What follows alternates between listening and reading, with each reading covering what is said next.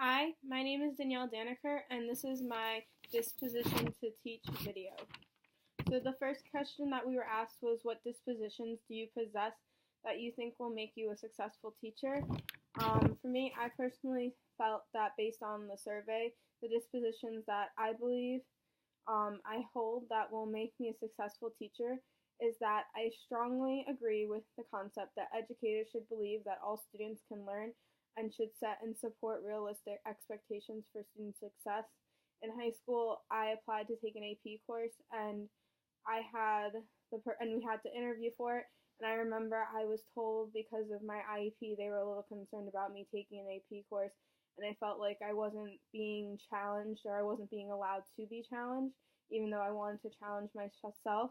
So I think as an educator, it's really important to believe that all your students can succeed, and that no matter what, you should always put forward a task and do the best and hope that your students can achieve, and always believe that they're capable. I also strongly agreed with that educators should be committed to the profession of teaching and learning. I think that if you want to be a teacher, you should be committed to the field. Like I've always been told, you're never going to be working a day in your life if you love what you do. So to me, if you're a teacher, you should love what you do. You should love teaching. You should love learning. And it honestly makes it, I think, more fun for the students, and it would be better off for the students because they're not going to be happy and they're not going to want to learn if their teachers show that that they don't want to be there.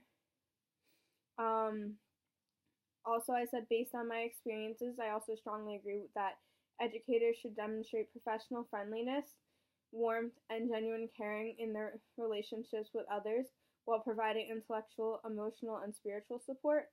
I feel that some of the most influential teachers held these dispositions, and as a student, I looked up to them, and I always swore that when I became a teacher, I would work to give my future students what my teachers gave to me. So I feel like that I always had my teachers watching my back, and they always were warm and kind to me, and that made me it made me feel good as a student, and it helped me through my time as a student. For the second question, it asked, what dispositions do you need to work on before you enter the classroom as a first-year teacher? And while I agreed or strongly agreed with all the dispositions, there were at least two dispositions that I think I can personally work on before I enter the classroom. And those dispositions are that educators should model integrity by their words and actions. I agree with this disposition. However, I feel like this is a disposition I still personally need to work on. I feel like I have integrity, but I definitely struggle to show it through my words and actions, I think, because I'm more on the shy side. So I think before I enter the classroom for the first time, I kind of have to learn to show my integrity and through my words and actions, because I believe it's going to help my future students. The second one I said I feel, the other disposition I said I feel I have to work on is that teachers understand the impact of community involvement and servant leadership as it applies to the welfare of others in the educational setting. There's another disposition that I agree with, but again, I feel like I don't have the experience within that disposition to see how being just outside of school and working community through the community and being involved in the community really helps. So I think that if I gain more experience to see how community involvement helps welfare of students in the educational setting, then I would feel like I cannot.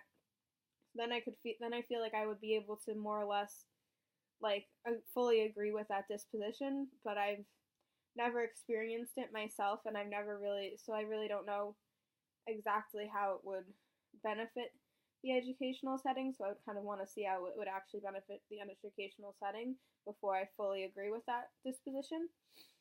And the third question was, what does a professional educator look like and how do they behave? What standards guide their thinking and actions? And I said for how they should look and behave, look, you should dress professionally, business casual is typically what you're required to wear to work. I said for behavior, you should definitely show confidence and work in the best interest of your students. You should never not be thinking of your students' best interest when working. And I also said to speak up for your students when necessary. In high school, I had one teacher who would always speak up for me and always had my back. And honestly, that was like so helpful to me, and it gave me so much. It helped my confidence. And I also said that you should act professionally and show they're looking out, and that you're looking out for your students in their best interest. For standards, I said that the in-task, which we read about in class, I think that is a great tool to kind of set your standards of how you should be as a teacher. It sets standards. It's literally like a set of standards for teachers and like what makes a good teacher, and I really agreed with them, and I thought they were great, and I thought they were super helpful. And then I said also the code of ethics that we also reviewed is also important, because those are important things. They're like rules and laws that are set in place for the protection of the students, like, and that you should always aim to meet these goals. And that is my disposition to teach.